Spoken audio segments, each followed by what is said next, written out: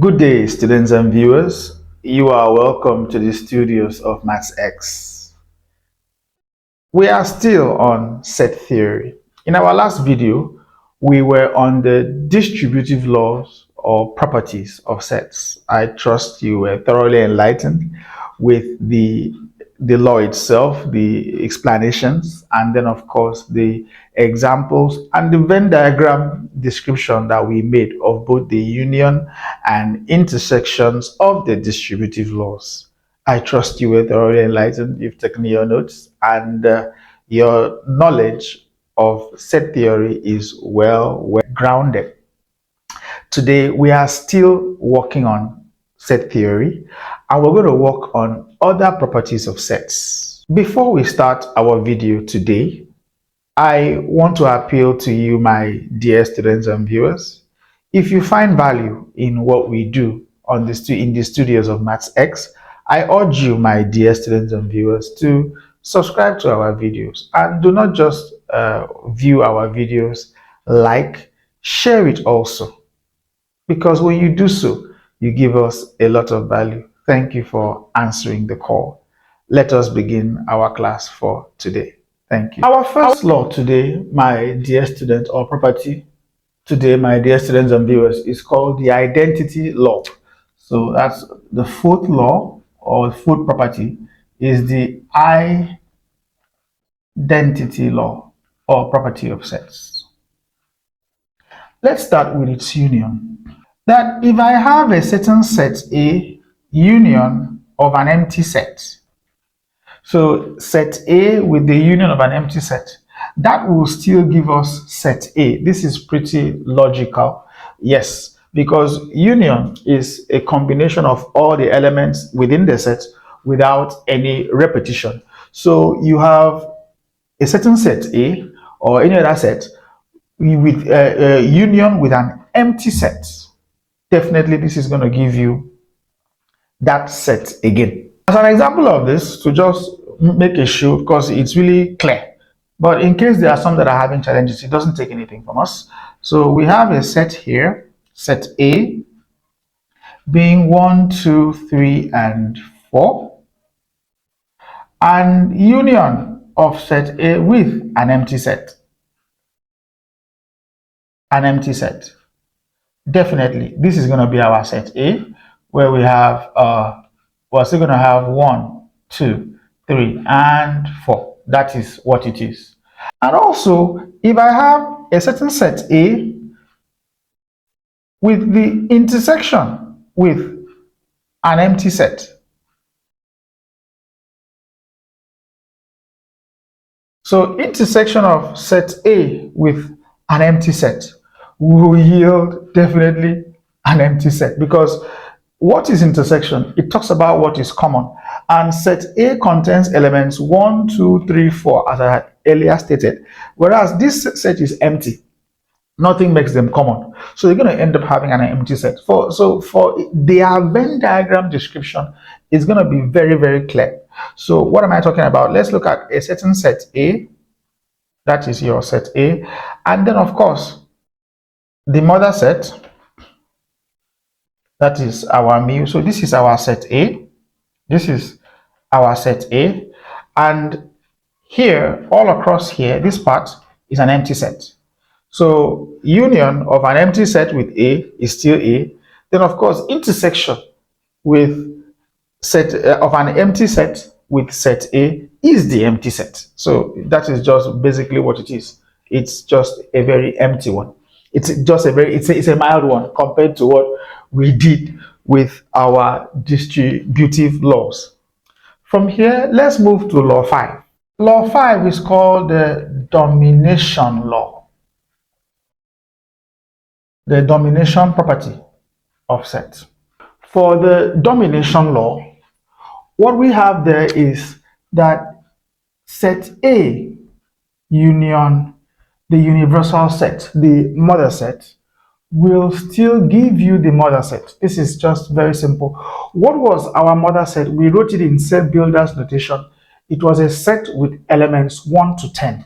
So our set A, we know, is 1, 2, 3, and 4.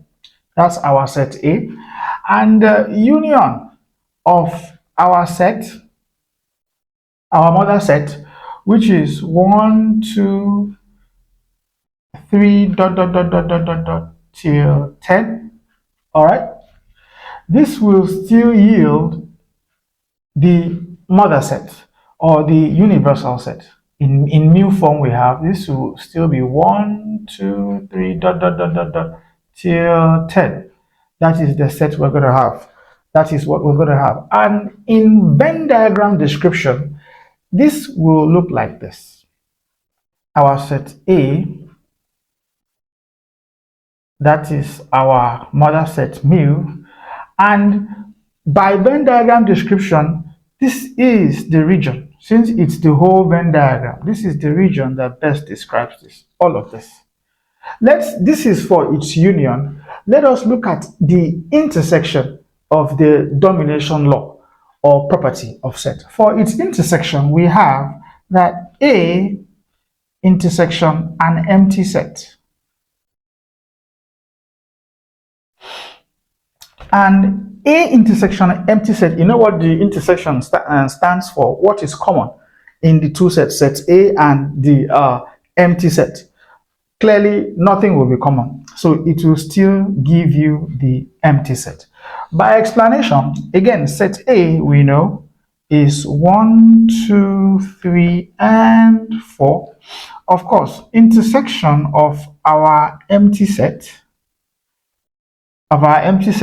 nothing is here, nothing is common, will still give you what? Let's look at the sixth property of sets, or the sixth law. Law 6 is the idempotent. The idempotent law of sets.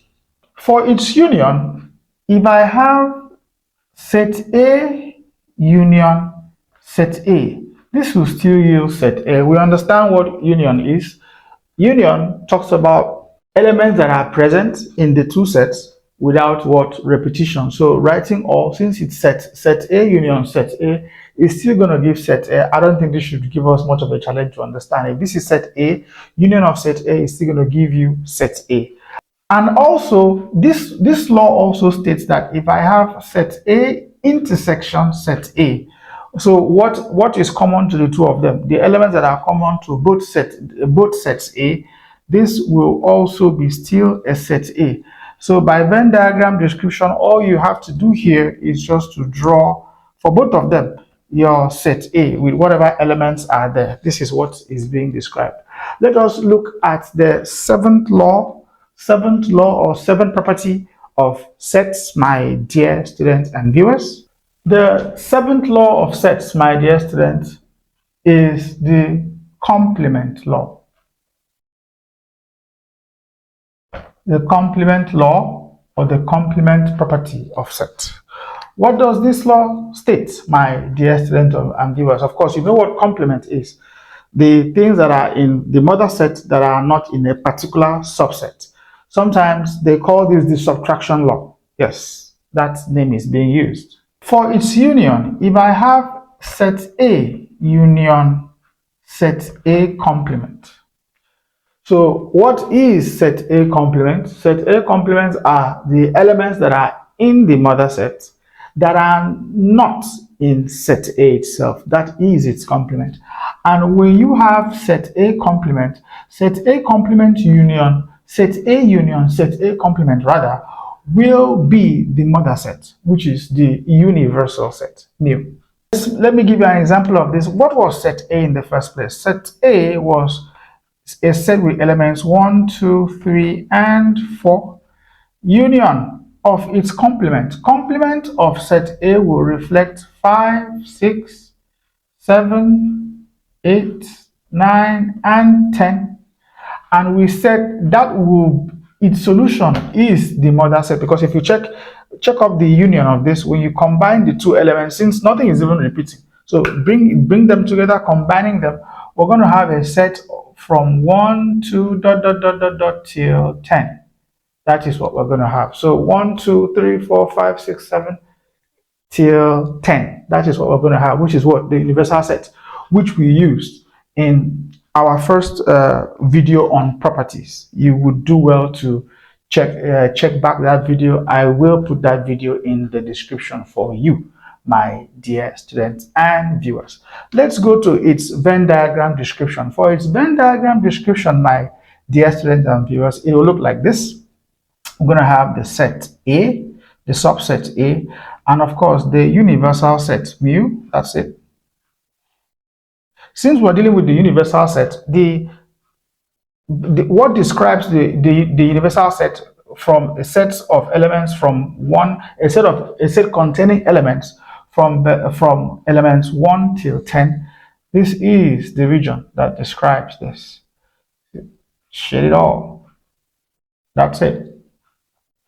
Let's look at its intersection, the intersection of the complement property or law of set. I'll take off this part of the board, my dear students and viewers. The intersection of this law, the complement law, says that if I have set A intersection A complement, that we're going to have an empty set. That's what we're going to have, an empty set. Let me show you by example. What is set A? Set A, we know, that's what we had there. We had, look at it here. We had 1, 2, 3, and 4. Intersection of your 5, 6, 7, 8, 9, and 10. This is clearly an empty set, giving you nothing on this. So we have an empty set. Still on complement, let me add this, my dear students and viewers. I trust you are aware that the complement of an empty set is the universal set. Yes, the complement of an empty set is the universal set, and also the complement of a universal set is an empty set. I feel compelled to do this with you, my dear students and viewers. I'm going to write an example in set builder's notation. If you are unaware of what set builder's notation is, I would urge you to check the description. I will add the video on our set builder's notation and key set symbols for you, so that will serve as a little reminder for you to check back. Now, look at this particular example I'm going to put forward to you, and I'm going to write down its complement. And I'll do that in what? Set builder's notation. This is it. If I have a set X, X is a member of a set of natural numbers such that X is odd. I'm writing it in set builder's notation. The complement of this particular set, written in set builder's notation, will be that X is also a member, is therefore a member of a set of natural numbers such that X is even. This is the complement of this particular set, please. That's my symbol for complement. I just felt you should get to have a good command of this.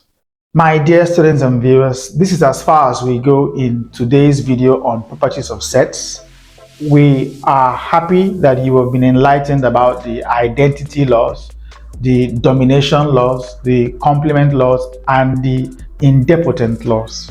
Yes, in our next video, we will treat at least 5 other properties of sets.